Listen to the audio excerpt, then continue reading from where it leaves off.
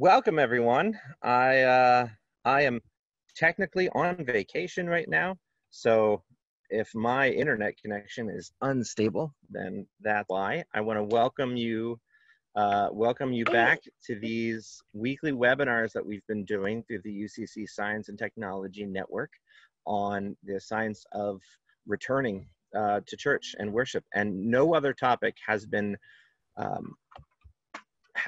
more requested this one.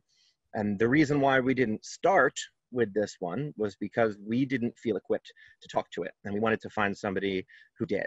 And our special guest today is uniquely qualified to do so, probably more so than a lot of the folks that I've been reading, because our guest, Dr. Heather Nelson, she's a vocalogist, she's a voice teacher with a PhD in vocal pedagogy and voice science.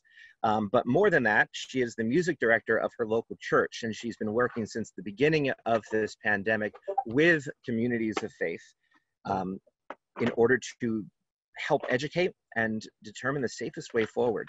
And just that alone, I think, makes her way more qualified to speak to this group than almost anyone else, because there's more to this than just what's the safest way to open your mouth and make noises, because there's a whole spirit and a whole soul behind singing in churches and in religious settings. And I don't need to tell any of you that who are here. So I'm so grateful that you are here, and I want to welcome and turn over the microphone to Dr. Heather Nelson.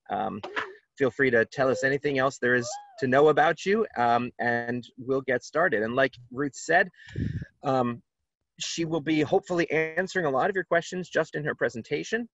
But if there's anything you need clarification on, please type that in the Q&A box. So, Dr. Nelson, the floor is yours. All right, thank you so much for having me. I'm really excited to be here and to share what I hope will be informative, but also encouraging to you.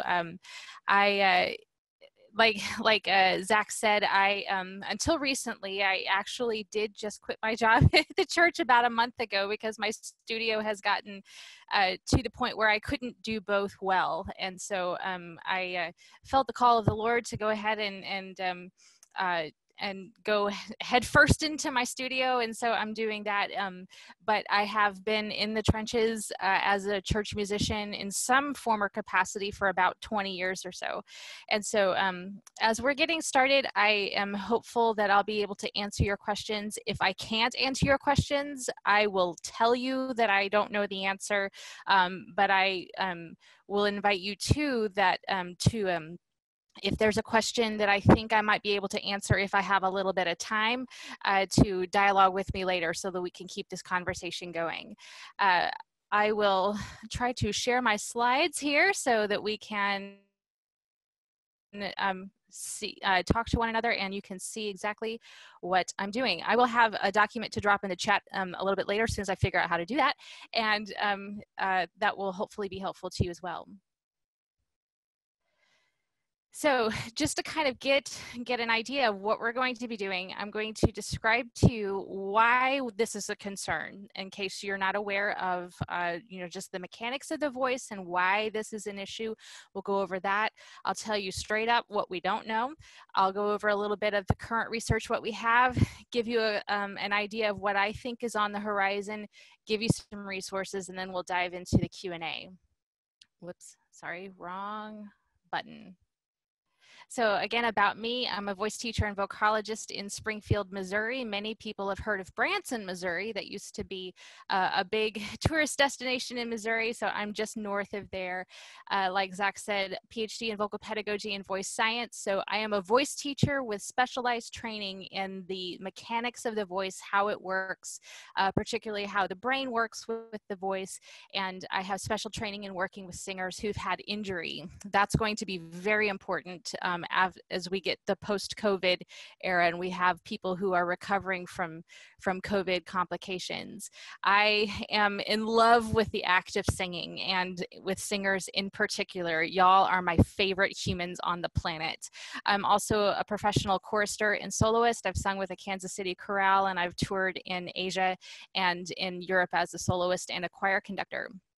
So I have done choir directing at churches and music directing at churches, and until recently was doing that here in my town.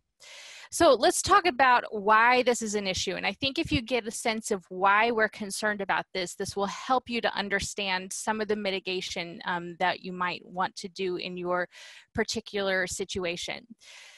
So everything from nose to lungs and lips to lungs is covered in a mucosal lining. That's the way God made the voice, and he made the airway and the vocal tract. It's covered with just a thin layer of mucus. Sometimes it can get a little thicker when you're sick or when you're dehydrated, or if you're on some sort of medication that dehydrates you. But that mucosal lining is there for our protection.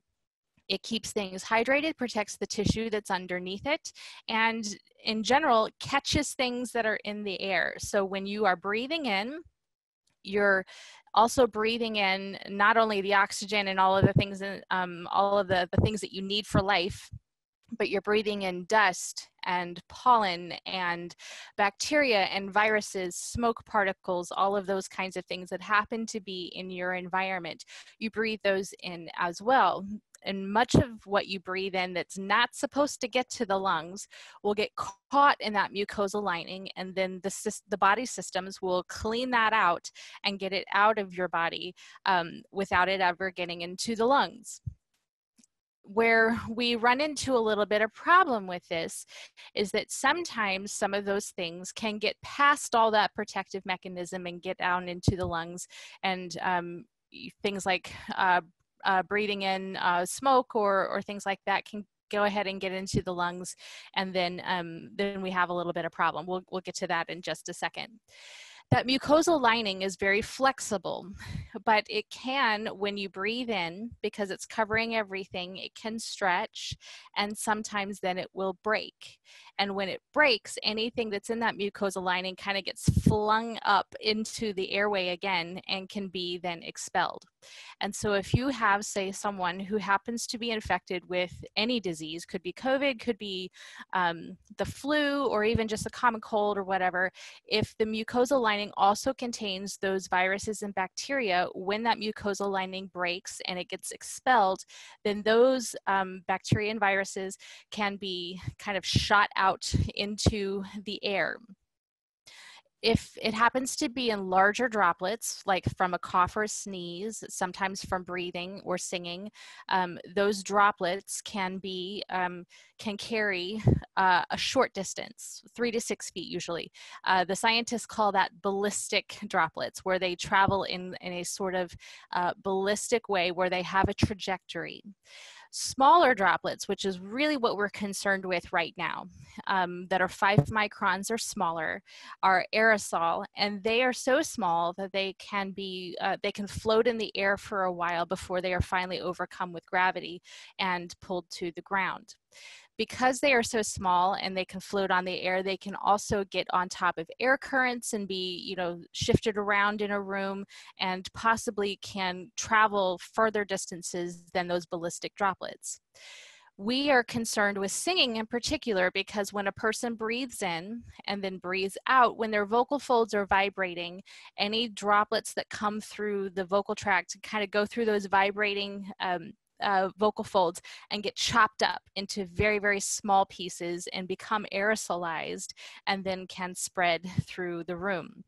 We have several instances where singing seems to have been at least a contributing factor in disease spread for COVID.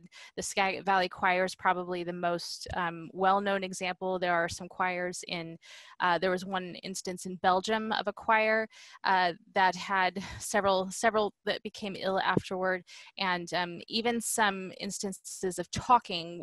There's a call center in South Korea where a large number of people on the same floor where they were all talking all day long, a large number of people became ill. So this is why we're concerned with this problem right now.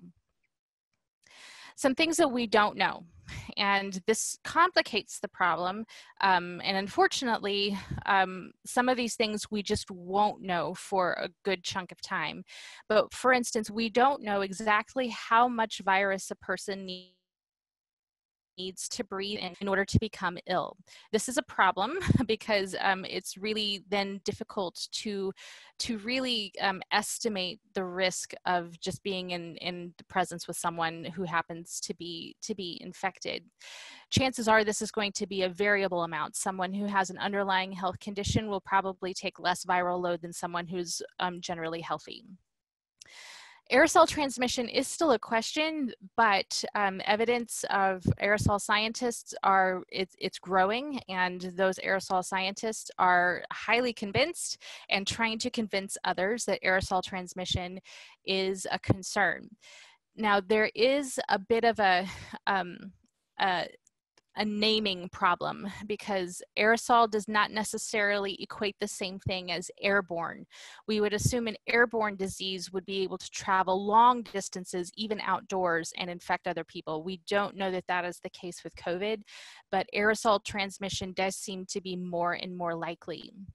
We also don't know for sure that singing is any higher risk than other large group activities, like talking or like ball games, or even just going to camp. We don't know, but again, it's a pretty darn good guess. If we think about the act of singing and what we know about this disease so far, we think that it is a pretty good idea that singing should be considered a high-risk activity.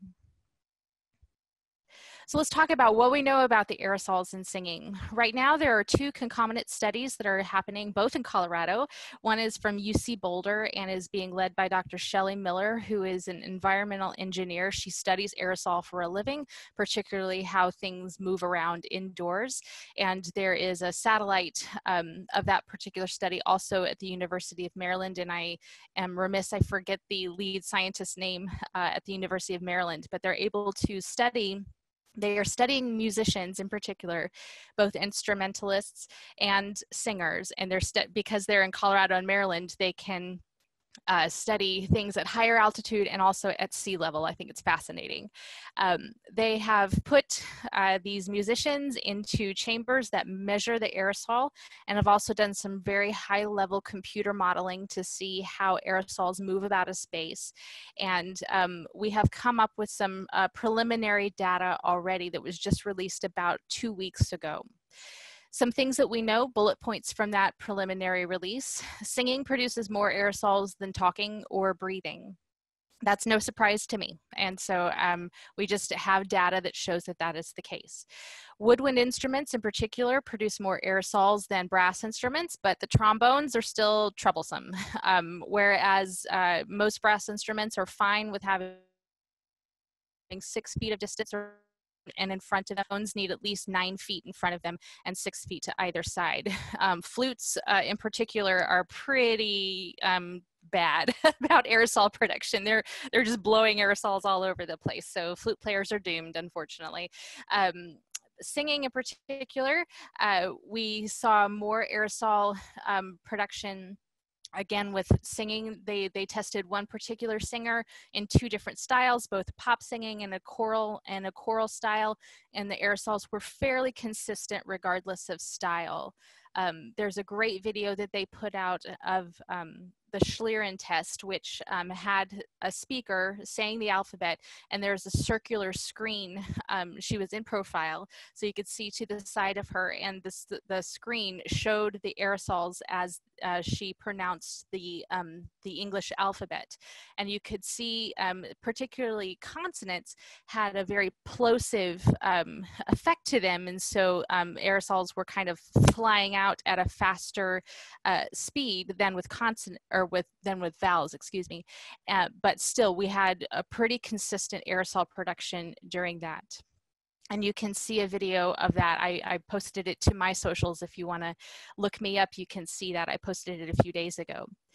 They recommended that rehearsals be kept to less than 30 minutes. After 30 minutes, the aerosol production, even from a single singer, was getting to a potentially critical level. And then recommended at least 20 minutes between rehearsals to open up anything that you can, doors, windows, and be able to refresh with fresh outside air.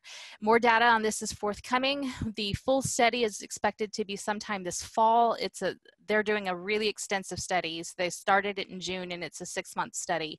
And so we will not probably have the full paper until later this fall, or maybe even closer to the first of the year, but they are releasing data as it comes out. Where I think this is important for church services in particular is that when we think about a single singer in a room creating an aerosol cloud that reaches a potentially critical level after 30 minutes, this is a bit of a problem. Say, I'm aware of several churches that are doing, say, an opening hymn and then a closing hymn. If you imagine 50 people in a room singing the opening hymn and then kind of sitting in an aerosol cloud without the air being refreshed, that could potentially become a problem. And particularly if you have a service that is longer than 30 minutes where the air is not being refreshed in that time, that could potentially create a situation where if you have someone that's infected, that it could spread in that aerosol cloud. Again, lots and lots of guessing with that, but something to keep in mind if you are planning for services.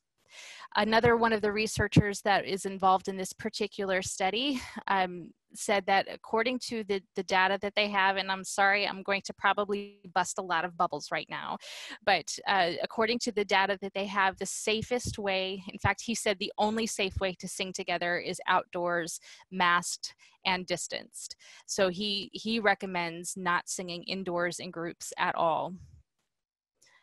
All right, so let's move on a little bit to mask. I get this question a lot. What about masking? We do know that masks are effective at reducing spread from an infected person, and more data is emerging that it can also protect a wearer from getting infected from someone else. This data is still very up in the air, and I think we have all been aware that there's a lot of questions around masking. There's been some waffling back and forth from the experts. You know, we're seeing science happen in real time right in front of our faces, and sometimes science self-corrects. Here in Springfield, we had a fantastic example of the efficacy of masks. In late May, we have a Great Clips franchise, a hairstylist place, where we had 2 stylists that were infected with COVID and symptomatic and treated over the course of 8 days. Sorry, they didn't treat. They worked with almost 140 clients over 8 days. And the clients and the stylists both wore masks, and none of the clients became ill after that. And that was just written up and released a couple of weeks ago in a paper from the CDC. When the news broke that this happened, I was expecting pretty much a terrible result from this, because having 8 days of people being exposed to an infected person in such close proximity, I just really expected it to go very poorly, but I was pleasantly actually shocked and elated that it really showed that masks can work very well. Just so that you know, it was not in the paper, but it was reported here at the in the local media that the first stylist who became ill did everything right. She went to urgent care, was told that she had allergies and was cleared for work, and then went to work, and about a week later was found to actually be positive. And so that was unfortunate, but also a cautionary tale. Please be careful. If you are sick, stay home. Even if you think it's allergies, it's just better safe than sorry. The UC Boulder study found that masks reduced, though did not eliminate aerosol from singers. There was still leakage over the top. If anybody wears glasses with a mask, and if your glasses fog up, you are having leakage from the top. There's also some leaking coming from the sides. It was suggested that the worst place that you could probably be is standing behind someone with a mask on as they're singing, because you're kind of in their slipstream. And so if you have, say, an ensemble of singers, you want them basically in a straight line and not staggered where anyone is standing behind them. Same thing if you have a speaker, like say a pastor who's doing a lot of speaking during the sermon, you would like him or her to be masked and no one standing behind them. You can help filtrate the air and clean some of those things out of the air by having a HEPA filter right on the floor, right beside your singer or speaker. That can help a great deal. They suggested that the surgical type masks can be the most effective. That's what they're made for. But even homemade fabric masks can be effective. It depends on how many layers they have. A single layer is not nearly as effective as 2 layers, and 3 layers is even better. And so as much as you can, cover any potential areas that you would have leaks, and wash your masks frequently, and layer.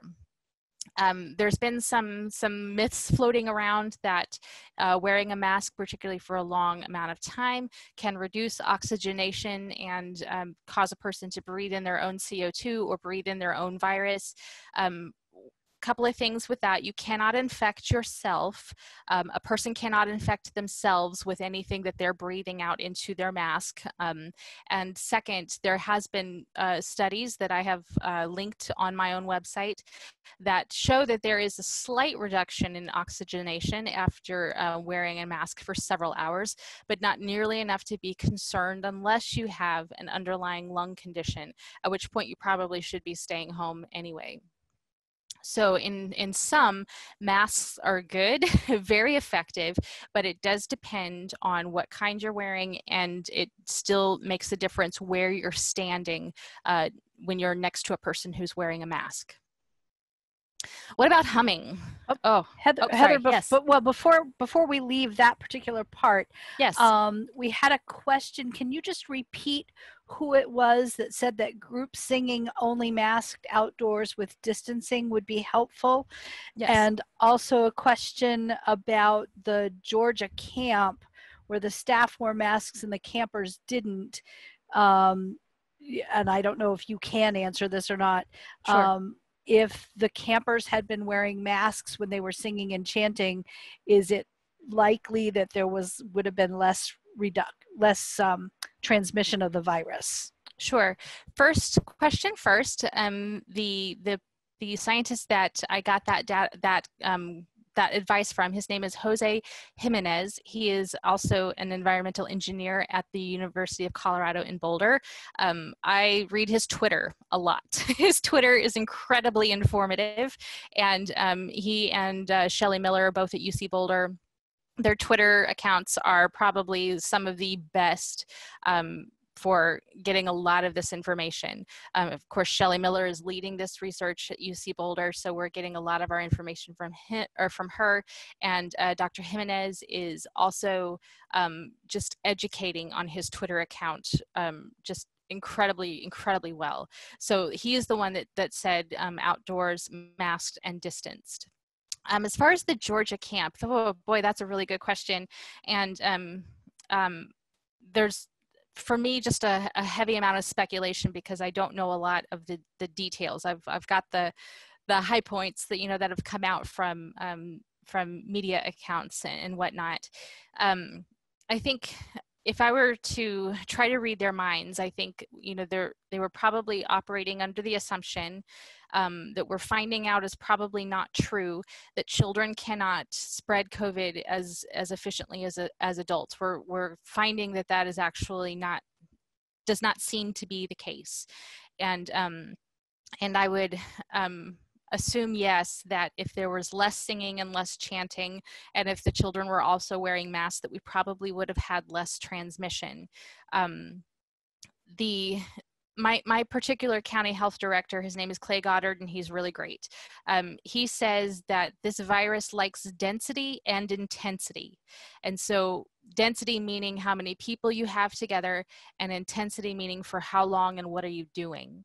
And so if there's any chance that you have, whether it be a camp or a backyard barbecue or a church service, anything that you can do to lower the intensity of your gathering and the density of your gathering is going to make it harder for the virus to transmit. And so for me, that means let's probably not sing together if we can get away with that from a emotional and a spiritual standpoint. I think that's a better way to go. We'll talk a little bit about that coming up. Thanks. I better go faster. Looking at my time. Let's see about humming. Nobody has got any data on humming yet, unfortunately, but I am confident that there's some scrappy doctoral student that is on it right now, but it'll be a little while before we have actual data. But this is what I think, just based on how I know how the voice works and what I'm guessing. So when we're humming, we're basically using everything the same way as if we're, you know, singing with an open mouth. The only thing that really changes is that the sound goes through the nose, which means all the air and all the aerosols and all the droplets also come through the nose too. It is a smaller tube than the mouth.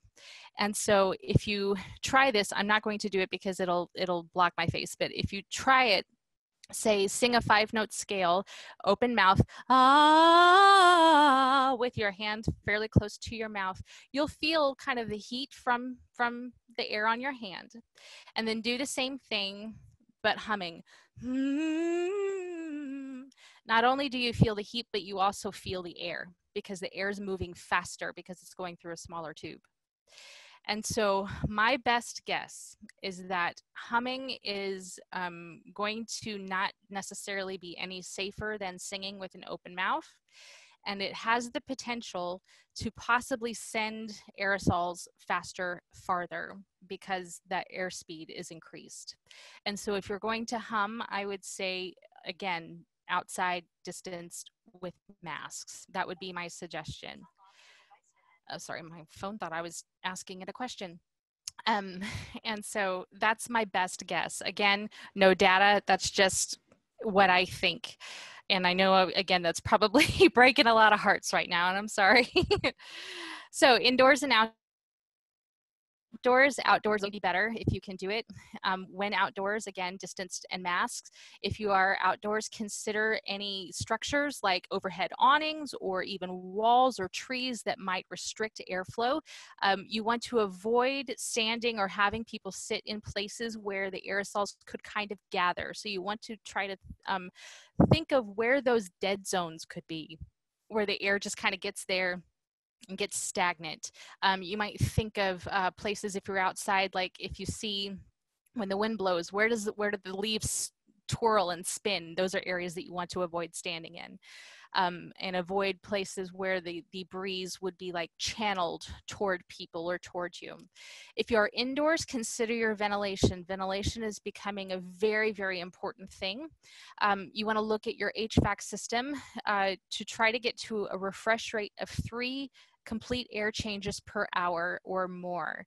An air change per hour, or the ACH, I've been learning a lot about ventilation lately, but the ACH is how much or at what rate 100% of the air in a space is refreshed with outside air. Most commercial HVAC systems refresh only about 20% at a time and recirculate 80%. That's a cost saving and energy efficient way to do it, because you know where we are, it's hot outside and it costs money to take hot outside air, cool it, and then send it into the room. And so it takes a long time for 100% of the air to be refreshed if you have that energy saving setting on. And so if you can increase the air changes as much as you can. HEPA filters on your HVAC system are very effective at catching things that are small, like viruses. And then as much as you can, open doors and windows for ventilation. Even if you've got the HVAC system running, if you can open doors, that would be great. Think about air currents that are created by ceiling fans or by breezeways. If you do open those doors, does it create a current of air that you might not want to have people sitting in that air? And think about, again, any place where air can gather and sit and become stagnant, because those are places where aerosols can build up. Many places, I know schools are talking about it a lot, having plexiglass dividers in between people, and the UC Boulder researchers did not recommend that, because that can actually impede HVAC refresh rates, because it holds the air. It can create those dead zones. One caveat that I would put, let's say, for instance, in your particular situation, you have a single singer, just a cantor, and they're way off up somewhere, and you basically put them in a plexiglass box for the service. Again, they can't infect themselves, and so if you can contain their air in a place, and then after the service is done and everyone else is cleared out, you can, clear away that plexiglass and then they can leave. That might be one situation that I could see plexiglass being helpful, but it would need to cover the top, sides, and everything, basically be an entire self-contained room, because aerosols can sneak over the top and around the sides, and because we can't see them and we can't really feel them, plexiglass doesn't really help to protect people from aerosol. So what's coming? Oh, yes. Heather, can you just, the same thing would be true of preachers in pulpits, correct? Yes. That you'd have to encase us completely in plexiglass. Yes. To preach without masks. And we've also had the same question about face shields for singing and preaching. Same thing, because they would need to go completely around your head and seal at your neck. Otherwise, they are great at catching large droplets, but aerosols just go right around. And so one way to kind of think of it, it's not a perfect analogy. It's actually kind of terrible, but it gets the point across. But think of aerosols as scent. If you are behind a plexiglass and someone on the other side is smoking a cigarette or has strong perfume, if you can smell it on the other side, then you are not protected from the aerosols, and vice versa. And same thing with face shields. If you can smell something, then something's getting to you, and and can go the other way. So again, that's really kind of a terrible analogy for aerosols, but I think it illustrates the point okay. All right. And if I can just say, yes. I put a link in the chat right now for the registration for next week's webinar, which is all about HVAC units, ventilation, and all of that. We have the head of the, I can never remember the acronym of the American Society of Heating and Cooling Engineers, or whatnot, who's coming to talk about all of the really in-depth ventilation things. So all the people out there whose head is now spinning about airflow inside your sanctuaries, make sure you check out that link. And I will jump in here to say, if you can't join us live next week, be sure to sign up for the email listing, which I will put a link to in a moment in the chat, and you will get the archived list as soon as we have that up. As is the case with this, if you'd like to show this to your choir directors, your trustees, your deacons, anybody who's pushing for singing in church, and now you're armed with good information.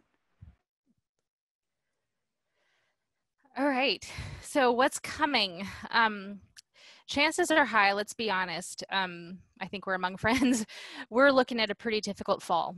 And so I think one of the things that we have to plan for is, what do we do when we take a step forward? If we say open up things a little bit more, what criteria do we need to use to know when we need to step back?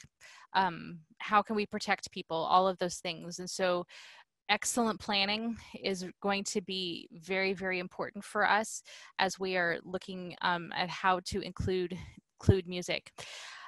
I personally, while it is not fun to think about not singing in church for a while, I personally think that this could be a time of incredible musical growth for the church, because creativity tends to be heightened during times of hardship. And so while it can be very difficult to not be able to sing together, I anticipate that in 10, 15 years, we look back, we're going to see that this was an incredibly rich time. People are still going to be writing songs, even in their homes, and they're still going to be writing poetry and making art and things that are born out of this time. And so I have a feeling that this is going to be a very rich time in our musical history as a church. I think also that we have a fantastic opportunity to help empower our own people to make music on their own. This is something that culturally, as Americans, we don't do very well. We tend to leave music making to the experts, whomever that happens to be. And music making in the home by amateur people has declined in recent times. But I think this is a time that we as ministers can really encourage folks to take back ownership of their own music making. And we may be able to have, again, an incredible time of growth in just overall musicianship, where people can be encouraged to make music on their own. We have more data that's coming, and so anything that I say today could be found to be wrong or incomplete even as early as tomorrow, just because the science is evolving and we're learning more. But it is one thing is for certain, that we have also a great opportunity to really love our neighbors and love our neighbors well, and to put their good and their protection ahead of our own preferences, as difficult as that can be sometimes. So other things that are coming on the horizon, of course, we're going to be looking at folks that will have gone through COVID, will be recovering. There's really not great data as far as like the data is good, the outcomes are crappy. That a lot of people are experiencing very serious long-term and chronic side effects from having COVID after this time. And so this is going to be both an issue for me as a voice teacher, but also for all of us as pastors, who are going to have people in our congregations that will have long-lasting effects for breathing and singing and speaking. And we're going to need to be able to shepherd those people well. We may have to modify how they can sing, how they can participate in musical worship, and we'll have to pray them through that time. And so I would encourage you, as you are looking ahead at this, to also, be taking care of your own spiritual life, because in the next few years, we're going to have some very, very heavy pastoral concerns that come from the effects of COVID on our congregations and on our singers. So some things that you can do to strategize. I have a planning workbook that I'm providing for you. It's a shortened version of the full workbook that I'm finishing up right now. But some things to think about as far as what you can do in your own music ministry. Know when you will feel safe to move forward, or what criteria you will use to know when you can open things up. Maybe you have no singing right now. At what point you will be comfortable having one cantor or one instrumentalist, and then onward from there. Think about your music program possibly in terms of phases, much like our reopening plans are in various communities. How can you, quote unquote, reopen your music ministry in phases? We don't necessarily have to have all or nothing. We could do phased openings again for our music programs. Likewise, know when you might need to step back. If we are looking at a more difficult fall, chances are high that we will have to do a little bit of a dance when it comes to moving forward and stepping back in some places. And so know ahead of time what criteria you're going to be looking at to know when you need to step back on things for a while. And then communicate, communicate, communicate. All of those decisions, as much as you can, make ahead of time, of course, with added flexibility. Communicate that to your team so they know what to expect, know who's making the decisions, know what criteria are being used, and then over communicate. I think part of the problem that we're having just collectively is that when things had to, and I hate the term, but when things had to shut down in early March, it was so sudden that we didn't have a sense of closure. And so people have not had really an opportunity to kind of come to terms with how things changed so drastically. And so we're feeling, I think, a bit of the fallout of that, with people being so anxious to move forward, that if we have the ability now that we know a little bit more than we did back in March, we can plan for how we're going to move forward or step back. We can communicate those things ahead of time so people may not be so surprised, and we may be able to kind of care for people's souls in that way a little bit. So some resources, my website is drheathernelson.com. You can sign up for my email list and I'll send you things. I promise I will not spam you. I'm new to email lists. I have no idea how to spam people, so I know it won't happen. I have a research links page that I'm updating regularly, that is geared for church musicians specifically. And I have, anytime I come across something, I vet everything personally. So every video, every article I've read and I've watched, and so before I put it on there. And then if you have personal questions about your own music ministry or about your church, I am offering myself for private consultations that you can book with me. And then of course, the National Association of Teachers of Singing has a COVID resources page as well that is mostly geared for private teachers, but has a good chunk of resources there too. And then CDC and local health department websites. Your best ally is probably going to be your local health department. If you have questions about your specific situation, reach out to those folks, because that's what they do. They may be overwhelmed right now, but if you give them enough heads up and enough lead time to help answer your questions, they're probably going to be the best source of information for your particular locale. And so that is what I have prepared, and I would be happy to answer your questions as I'm able. Thank you, Heather. That was great. And for those of you who have not been following the chat or the questions, the entire webinar will be available hopefully within the week on the UCC YouTube channel. And the slides will also be available when we send out the link to the YouTube video, if not sooner. So you'll have those. We have a couple of questions, and this one is just asking to repeat for clarity. Can you please repeat what would be considered about airflow when outside, and is it better for there to be no wind? I don't think that no wind is ever possible, like physically. I think you want to consider the direction of the wind as much as possible, so that you are keeping folks out of consistent drafts. And so if you have, say, if you're meeting in a parking lot, probably the people that are closer to a wall are going to be more susceptible to, like, how can I say that, an influenced airstream that is going to be influenced by a structure. And so you don't necessarily want someone just sitting in a pool of stagnant air as much as possible. I've heard conflicting things, honestly, and so this is a point of confusion for me, I'll just admit. I've heard people say you want the wind coming at your face, and I've heard people say that you want the wind at your back. People were undecided. And so I think for me, I would feel personally safest if I were sitting in a place that was pretty much open air. Air could flow freely around rather than being just kind of all in one direction. Like basically, I don't want anything being shot straight at my face, essentially. And I know that's still kind of vague, not really great, but that's unfortunately the best answer I have. No, I think that's a great answer. And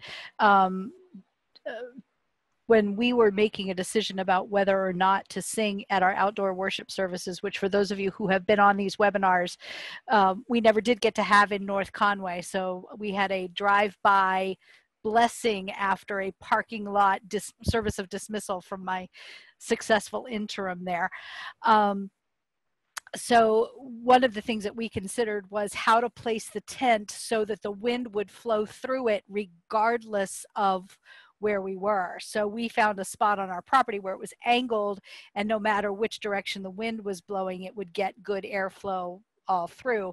And we went for a tent with very minimal sides at the top, so that we would have that.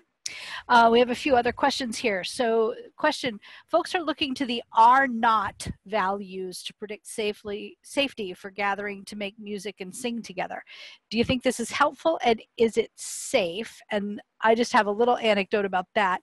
Again, those of you who have followed along know that where I was in North Conway, New Hampshire, we had very, very few cases. We were still in the low teens at the beginning of July. Our health folks gave permission for our group of 10 in the choir to sing in our well-ventilated sanctuary if we were at least 6 feet apart, and we had no issues, but we asked first. And when the case count started going up, we were already done for the summer, but the director at the hospital basically said, yeah, don't do that, please. So it was all good. Mm-hmm. So Heather, I'll let you add to that. More than the are not, which that's going to be a question that is a guess until we have several years of COVID behind us, so that we can go back and kind of look at data. That's my understanding. I'm not an epidemiologist, but that's my understanding. I think a better things to look at are the % positive rate in your particular area, which is the number, say out of 100 people that are tested, how many people end up with a positive result. The number that I've seen is that you want that number to be under 5, even better if it's at 3%. Just for contrast, my particular county right now, we have a 13% positivity rate, and in the hospitals it's over 20. Not good. And so that's why I'm at home most of the time, and staying careful. I also have, my sister is also an RN BSN, actually no, MSN, sorry. She has her master's, and she works in the COVID unit at our local hospital. And so I get a little bit of an inside track from her, and I'm just going to tell you, you do not want this disease. You don't want it. And so along with that, looking at the rate of hospitalization, if hospitalizations are going up, then it doesn't necessarily matter what the R naught number is at that point. The disease is spreading, and it's spreading through the community. And so those are 2 numbers that I think are more important to be looking at than the R naught. But again, that's my opinion as a vocalogist, and not necessarily as an epidemiologist. Yeah, and I think actually that's exactly what our health folks were talking about, was the case rate and the positive rate, because we were down, you know, with 33 population of 3,000, and we had 9 cases when we started singing. So Jose Jimenez has put together a tool, and it's rather complex to use, but he has a Google sheet that I think I've put on my website already, where you can basically estimate risk based on your particular gathering, but you do need to know like the ACH of your HVAC system. There's also a tool from Georgia Tech that's online. If you, I think, Google Georgia Tech COVID estimator, you can click on your county, and it will give you a percentage of and there's a little slider down at the left of the screen where you can adjust for how many people will be at your event. But based on your county, they can give you a percentage of estimate how like what percentage odds would there be that someone is positive at the event that you're going to be at. So that can be helpful.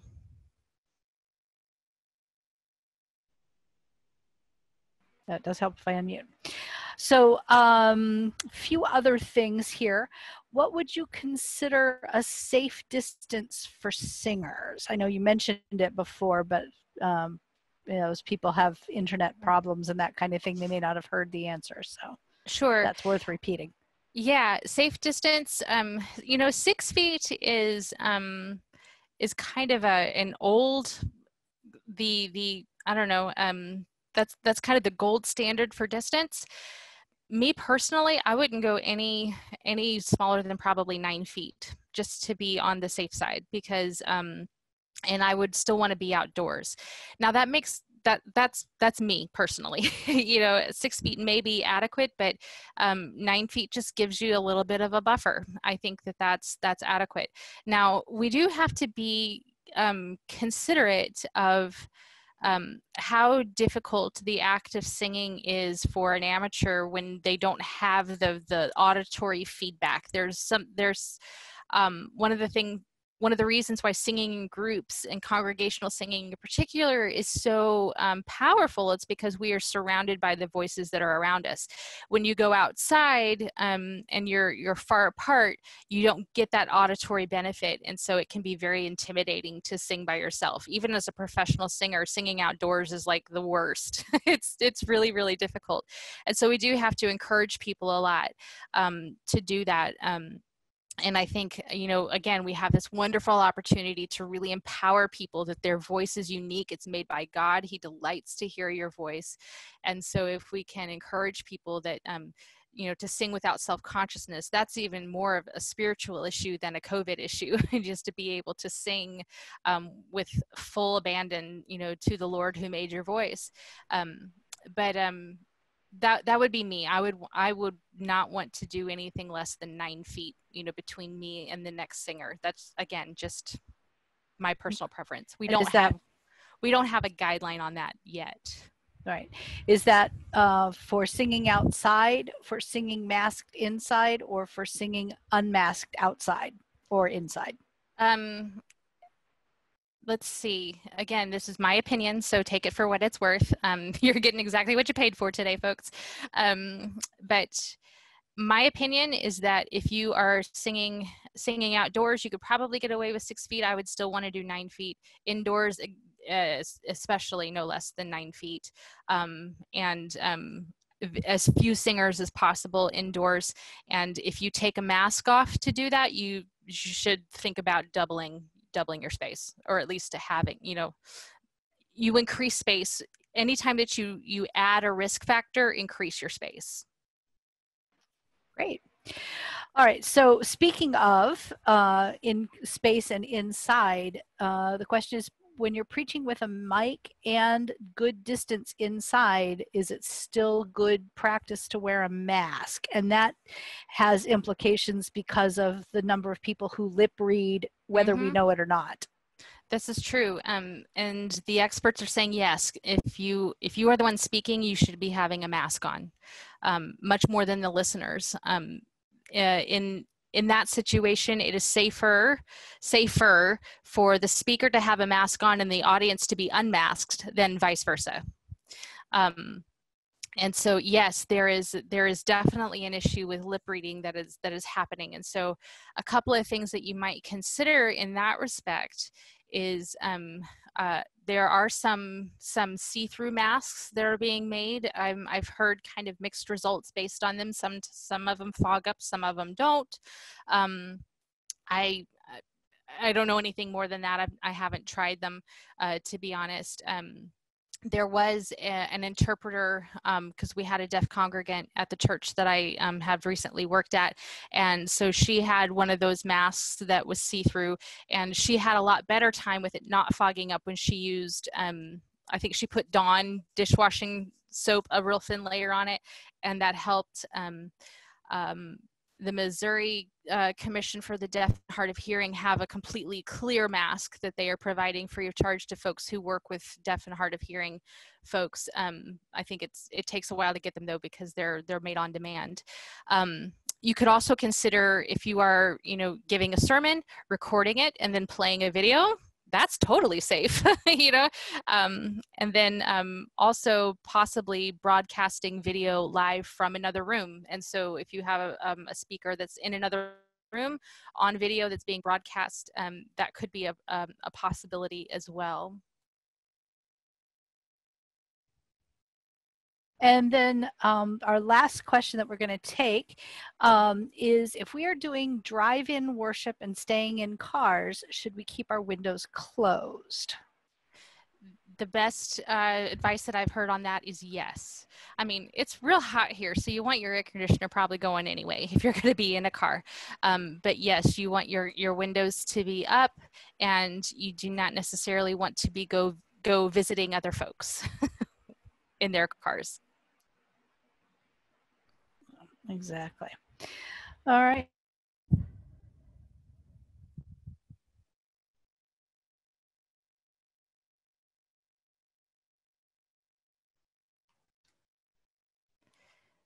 see. Ruth, you're muted on. Sorry about that. I thought I had hit the microphone. There's one last question that kind of crosses over between soloists and plexiglass. And it is, if a soloist is the only person in a balcony and they are wearing a mask, is it safer, or are you just sending particles down over the congregants? I know what my intuitive answer is, but I'll let you give it. Gosh, safer is all relative, to be honest. But if I were to choose, I would stick them in the back of the balcony, and mic them very well. And so that there's as much floor in between them and the open air as possible. Stick a HEPA filter beside them, if at all possible, and put that song towards the end of the service, so that it is not accumulating aerosol through the whole service. Great. If I can give one little bit of advice, is I bought one of those masks that has the big plexiglass in the front, and it deadens the sound of your voice pretty significantly. Mm-hmm. So I found myself having to yell in order to be heard, which defeated the purpose in a lot of ways, and ended up just covering the plexiglass with spit, which was disgusting. So be on the lookout that there are some that are intentionally like bulbous, that give you some breathing space inside of the giant plastic mask. And with those, you could slip a tiny microphone into, like a lot of preachers and pop stars have, and that could be potentially useful. But if you just get the one with the plastic on the front from Etsy, like I did, then expect it to sound very muffled. Yeah. All right. Great. I'm trying to drop a PDF into the chat, and I've forgotten how to do that. So I don't know if anybody can help me figure out how to do that. I'm not sure it's possible. Right. Okay. If that's okay. What you can do is if you email it to Zach, he can get it to me, and we'll find a place to house it online so that people can get to it. There you go. See? Zach's awesome. Already sent to Ruth, and so if anyone would is interested in getting that, as well as the recording to this webinar, as well as the registration information for the next couple of webinars, which I'll say again, next week's is on HVAC and circulation. The week after that is on pastoral care in times of crisis. We have the Reverend Bill Worley, who's the conference minister, the Penn Southeast Conference, and was a chaplain in the Iraq War. And then the week after that, we will be wrapping up with one webinar of just creative solutions, where we've spent what's now going to end up being like 2.5 months talking about all the things we can't do. So we want to spend a whole hour talking about all the new and exciting things that we are doing, that we are seeing, and that we can do. So make sure that Ruth has dropped that link in there a couple of times. We'll drop it in there again in the chat to sign up for our mailing list. And then you'll get all that information in there. You'll also get links to the webinars we've done in the past. A lot of these questions we answered in previous ones about face shields and masks, about, at this point, I don't even remember all the topics we've covered. It's been a while, with children and education and, oh goodness. Anyway, we've done a lot. So make sure you check out the United Church of Christ Science and Technology Network on Facebook, or you can sign up for the mailing list, and we will be in contact if you have any questions with us, for us. And I want to say a huge thank you again to Dr. Nelson for coming. I said coming out here. You are not in the woods of Pennsylvania, though it's a lovely place to be. And but thank you for being here and giving of your time and expertise. And again, make sure you check out her website. Her website is the reason why I asked her to be on here. Somebody had pointed me in that direction, and it's so thorough with the documentation, as well as her own explanations about all of this, and contact information for her. And she does consultations with churches. So please, please, please check out her website and be well.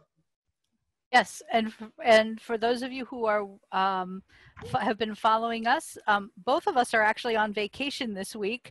I'm in the process of moving, so I'm hopeful that when I get off this call, I'll have a call back from a realtor, and Zach is relaxing, but we're doing it in a safe way. Trying to be as cautious as we possibly can. And we hope that you all, especially those of you who are clergy, who have been doing this grind in Corona tide, as Zach so cleverly coined, are going to get a chance to take a break. And the webinar archives will be there when you get back if you can't watch us live. So, and thanks to Brooks Burnt and Tony Clark for getting us started on all of this and for everything. Any last words, Zach?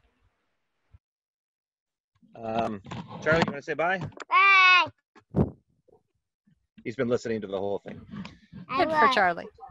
All I right. was making something. All right. All right. I wish you would not bother me anymore. Thank you so much, Heather. God bless you all. Sure. Take Make care. sure you don't bother me anymore in the next week. Thank you, Charlie.